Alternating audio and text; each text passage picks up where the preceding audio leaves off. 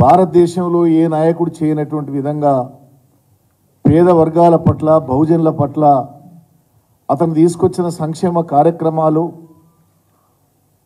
ప్రజలకు అందించినటువంటి పరిపాలన బ్రహ్మాండంగా ఉందని చెప్పి బహుజన నాయకుడే ప్రవీణ్ కుమార్ గారే కేసీఆర్ గారి పరిపాలన మెచ్చుకొని బహుజన నాయకత్వాన్ని ప్రోత్సహిస్తున్న కేసీఆర్ నాయకత్వంలోనే పేదలకు మేలు జరుగుద్దని చెప్పి మా బీఆర్ఎస్ పార్టీకి వచ్చిన సందర్భంగా వారిని తీసుకొని వారికి ఇంత పెద్ద పార్టీ ప్రధాన కార్యదర్శిగా కూడా వారిని నియమిస్తామని చెప్పడం పట్ల బీఆర్ఎస్ పార్టీ పార్లమెంటు సభ్యునిగా కేసీఆర్ గారికి ప్రత్యేక ధన్యవాదాలు తెలియజేస్తూ ఉన్నాను.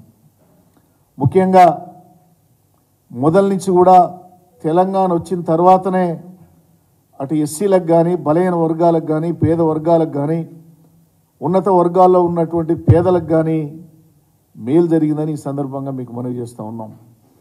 ఇలా మాలాంటి వాళ్ళం పెద్దల సభ అయినటువంటి రాజ్యసభకు పంపటం, బండా ప్రకాష్ లాంటి వ్యక్తిని కౌన్సిల్ వైస్ చైర్మన్గా చేయటం, ఎంపీ చేయటం, ఇలా నిన్న మళ్ళా రవిచంద్ర గారిని ఒక బీసీ కుటుంబానికి చెందిన వ్యక్తిని మళ్ళా రాజ్యసభ ఒక్కటి వచ్చిన ఇయ్యటం, ఇక్కడ ఉన్నటువంటి మాజీ మంత్రులు శ్రీనివాస్ గౌడ్ గారు కానీ పెద్దలు కొప్పుల ఈశ్వర్ గారు కానీ ఇలా పరిపాలనలో భాగస్వామ్యం అయ్యి ప్రజలకు సేవ చేసే అవకాశం కల్పించిన నాయకుడు కేసీఆర్ అని ఈ సందర్భంగా మీకు మనవి చేస్తూ ఉన్నాను.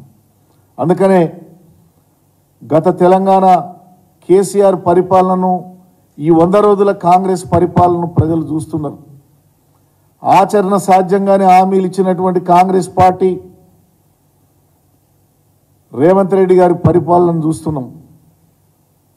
ఏమన్నా మాట్లాడితే దౌర్జన్యంగా దబాయించి మాట్లాడటం, ఒక మంత్రి ఏమో అయ్యా రైతు బంధు రావట్లేదని అడిగితే చెప్పు తీసుకొని కొడతాం ఎవర్రా రైతు బంధు అడిగేటట్టు మాట్లాడటం, పొలాలు ఎండిపోతున్నాయి కాలువలకు నీళ్ళు ఇవ్వండి అంటే దేవుడే దిక్కని చెప్పి మంత్రులు మాట్లాడే పరిస్థితి దిగజారింది. ముఖ్యమంత్రి స్వయంగా పరిపాలన గురించి పట్టించుకోక మాట్లాడితే బొంద పెడతాం, 10 ఫీట్లు లోబడి చేస్తాం, కత్తెర తీసుకొని కత్తిరిస్తా, పేగులు మెడకేసుకొని తిరుగుతా అనేటువంటి నీచ భాషకు ఒక ముఖ్యమంత్రి దిగజారే పరిస్థితి వచ్చింది. ఈ దేశ చరిత్రలో ఏ ముఖ్యమంత్రులు ఇంత దుర్మార్గం మాట్లాడేటువంటి తీరు లేదు. ప్రజాస్వామ్యంగా ఎన్నికైనటువంటి వ్యక్తులు ఈ రకంగా బజార్ వ్యక్తుల కంటే అధ్వానంగా మాట్లాడేటువంటి పరిస్థితి దిగజారిండ్రు. ఎందుకంటే మాకు 5 సంవత్సరాల కోసం ప్రజలను మోసం చేసి హామీలు ఇచ్చి గెలిచినాం, మమ్మల్ని ఎవరేం చేయలేరు ఏదన్నా అనేటువంటి దురహంకారం వీళ్ళకు ఉన్నదని సందర్భంగా మీకు తెలియజేస్తున్నాం. అయ్యా మేము చెప్పినాం, మా నల్గొండ జిల్లాలో నాగార్జున సాగర్ ఎడవకాలం కింద 4.5 లక్షల ఎకరాలు పంట ఎండిపోయే పరిస్థితి వచ్చింది. మీ కర్ణాటక ప్రభుత్వం మీ కాంగ్రెసే ఉంది, వారిని అడిగి ఒక 10 టీఎంసీల నీళ్లు తెచ్చి ఇలా ఏఎంఆర్ కింద కానీ ఎడవకాలువ కింద కానీ నీళ్లు సాగునీరు త్రాగునీరు లేదయా ఏమని చెప్తే పట్టించుకునే నాదుడు లేడు. దేవుడే దిక్కు అంటున్నారు. దేవుడే దిక్కైతే ఈ ముఖ్యమంత్రి ఎందుకు, ఈ మంత్రులు ఎందుకు, ఈ ప్రభుత్వం ఎందుకు? ఓ పక్క కాళేశ్వరం ప్రాజెక్టులో 1-2 పిల్లర్లు వింగిన సందర్భాన్ని తీసుకొని రాజకీయం చేసి అక్కడంగా నీళ్లు ఇచ్చే పరిస్థితి ఉన్నా ఇవ్వకుండా మా తుంగతుర్తి సూర్యాపేట కోదాడ ప్రాంతంలో 2.5 లక్షల ఎకరాలు ఎండిపోయే పరిస్థితి వచ్చింది. ఇవాళ ఎక్కడికి పోయినా పరిపాలన గురించి వదిలిపెట్టిర్రు.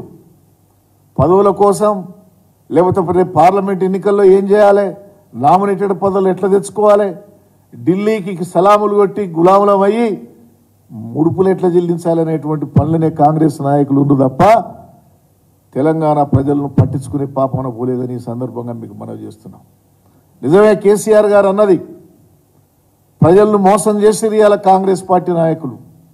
ఆనాటి పరిపాలన ఎట్లుండే, ఇవాళ పరిపాలన ఎట్లా ఉంది? మేము నికాసైన గ్రామీణ ప్రాంతాల్లో ఉండేటువంటి వ్యక్తులం. కేసీఆర్ ప్రవేశపెట్టినటువంటి ఉచిత విద్యుత్ కానీ, రుణమాఫీ కానీ, రైతు బంధు కానీ, రైతు బీమా కానీ, కళ్యాణ లక్ష్మి కానీ, ఈ పథకాలన్నీ అసలు వస్తాయా రావా? వీళ్ళు ఇచ్చిన కొత్త హామీలేమో కానీ పాత వాటిని నడుపుతారా, 2000 పింఛనನ್ನು ఇస్తారా వీళ్ళు ఇయరా అనేటువంటిది అలా ప్రజల్లో భయం పట్టుకునే పరిస్థితి వచ్చింది.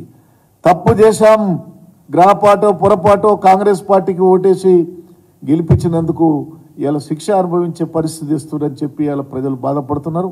అందుకని మేము ఒకటే చెప్తున్నాం, బీఆర్ఎస్ పార్టీ అధికారంలో ఉన్నా ప్రతిపక్షంలో ఉన్నా ఇది పేద వర్గాలను ఆలోచించేటువంటి నాయకుని కేసీఆర్ నాయకత్వంలో ఉన్న పార్టీ.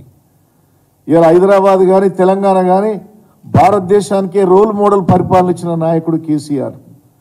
ఇలా అంబేద్కర్ భవనంగా సెక్రటరియట్కు పేరు పెట్టిన 126 అడుగుల అంబేద్కర్ విగ్రహాన్ని నిర్మించిన, ఒక యాదగిరిగుట్ట పుణ్యక్షేత్రాన్ని నిర్మించిన, ఏ కాళేశ్వర ప్రాజెక్టు కట్టినా సాగునీరు త్రాగునీరు మిషన్ భగీరథ వల్ల ఇచ్చిన అది కేసీఆర్కే సాధ్యమైంది తప్ప వీళ్ళతోటి కాదు అనే పరిస్థితి ఇలా ప్రజల్లో వచ్చిందని ఈ సందర్భంగా తెలియజేస్తున్నా. అందుకనే ఇవాళ ఒకరిద్దరు కొంతమంది మా పార్టీ వాళ్ళు కూడా రాజకీయ లబ్ధి కోసమో వ్యాపారాల కోసమో వాళ్ళ బెదిరింపులకు లోనయ్యో ఏదో ఒకరిద్దరు పోవచ్చుగాక, అయినా కూడా బీఆర్ఎస్ పార్టీ తెలంగాణ కోసం పుట్టిన పార్టీ. కేసీఆర్ దచ్చుడో తెలంగాణ వచ్చుడో అని ఉద్యమం చేసి సాధించిన ఈ తెలంగాణను కాపాడుకునే బాధ్యత కూడా మా మీదనే ఉందని ఈ సందర్భంగా తెలియజేస్తూ, ఖచ్చితంగా తెలంగాణ అభివృద్ధి కోసమే పనిచేసే పార్టీగా మేము ఈ పార్టీని కాపాడుకుంటాం. నిన్న మొన్న కొందరు ఒకరిద్దరు మాజీ శాసనసభ్యులు పోయినా మీరు చూస్తున్నారు. మన హుజూర్నగర్ మా దగ్గర మాజీ ఎమ్మెల్యే గారు పోయిండ్రు. హుజూర్నగర్ నుంచి పెద్ద ఎత్తున స్టేట్ పార్టీకి వాళ్ళే వచ్చి, అయ్యా మేము బీఆర్ఎస్ పార్టీని వదులుకోము, ఇన్ని కార్యక్రమాలు చేసిన మమ్మల్ని మరి మీరు పట్టించుకోండి, మేమందరం ఈ పార్టీ అంటూనే ఉంటామని చెప్పి చేస్తే, నేను జిల్లా పార్టీ అధ్యక్షునిగా నేను జగదీష్ రెడ్డి గారు రేపు హుజూర్నగర్లో బ్రహ్మాండమైనటువంటి బీఆర్ఎస్ పార్టీ జనరల్ బాడీ సమావేశం పెడుతున్నాం వాళ్ళ కోరిక మేరకు. అందుకనే ఉద్యమ పార్టీగా ఉన్న ఈ పార్టీకి తిరిగి ఉండదు. ఖచ్చితంగా రేపు రాబోయే రోజుల్లో మళ్ళా ప్రజలే కేసీఆర్ని దోలాడుకొని, కేసీఆర్ ఎవరికి బీఫామ్ ఇస్తే అతన్ని తీసుకొచ్చి 100 సీట్లకు దగ్గకుండా మళ్ళా పరిపాలన తెచ్చుకునే ఆలోచనలో ప్రజలకు ఉన్నారు. కాబట్టి బీఆర్ఎస్ పార్టీ ఎవరు బెదిరించినా ఎవరు ఏం చేయకపోయినా దీన్ని ఎవరేం కదిలేరని చెప్పి సందర్భంగా తెలియజేస్తున్నాం.